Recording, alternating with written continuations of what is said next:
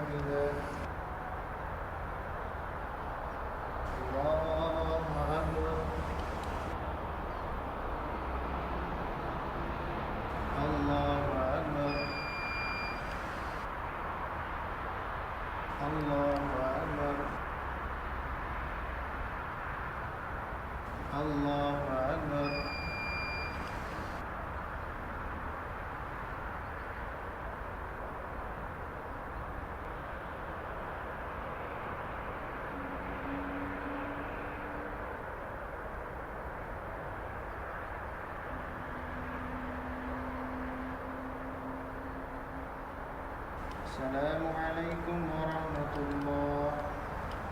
Assalamualaikum warahmatullahi. Pemirsa sekalian yang semoga senantiasa dirahmati oleh Allah Subhanahu wa taala. Dalam salat memang kita dianjurkan untuk berdoa saat sujud. Sebagaimana sabda Nabi sallallahu alaihi wasallam, aqrabu ma yakunul 'abdu min rabbih wa huwa sajidun fa aksirud du'a. Tempat yang dimana seorang hamba itu dekat dengan Allah ketika dia sujud, maka perbanyaklah doa saat itu. Ada satu permasalahan, biasanya sebagian jamaah menjadi makmum itu memperlama sujud terakhir. Atau kadang juga sholat sendirian dan memperlama sujud terakhir. Dianggap di sini tempat yang paling afdol berdoa saat sujud adalah sujud terakhir tadi. Sebenarnya hadis tadi sifatnya itu umum. Dan kaidah kalau para ulama jelaskan tentang hadis semacam ini yang sifatnya umum, maka tidak boleh kita khususkan pada suatu tempat.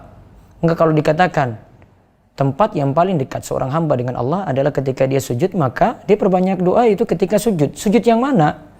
Kan tidak ditentukan sujud terakhir. Maka boleh pada sujud pertama, boleh pada rakaat kedua ada sujudnya, boleh pada rakaat ketiga, boleh pada rakaat terakhir juga. Namun masalahnya ada yang menganggap istimewa pada sujud terakhir ini. Padahal ini tidak ada dalilnya. Kalau kita lihat dari praktek Nabi SAW juga, beliau padahal untuk setiap gerakan, baca suratnya, rukuknya, bangkitnya, sujudnya, itu biasanya gerakannya itu lamanya hampir sama. Sebagaimana riwayat tentang tata cara sholat menjelaskan seperti itu.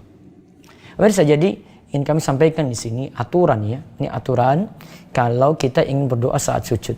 Yang pertama, kita bisa berdoa setelah kita baca bacaan sujud. Itu kita ketika sujud baca Subhana rabbiyal a'la, maka setelah itu kita berdoa misalnya Rabbighfirli wa liwalidayya warhamhuma kama rabbayani shaghira. Atau dari hadis Allahumma la sahla illa ma ja'altahu sahla wa anta taj'alul hazna idza syi'ta sahla. Ini setelah baca bacaan sujud. Kemudian yang kedua, hendaklah dengan bahasa Arab. Daripada kita terjerumus dalam perselisihan para ulama di sini. Lebih afdol di situ. Apalagi kita mampu untuk baca tulisan Arab dan kita baca bacaan tersebut.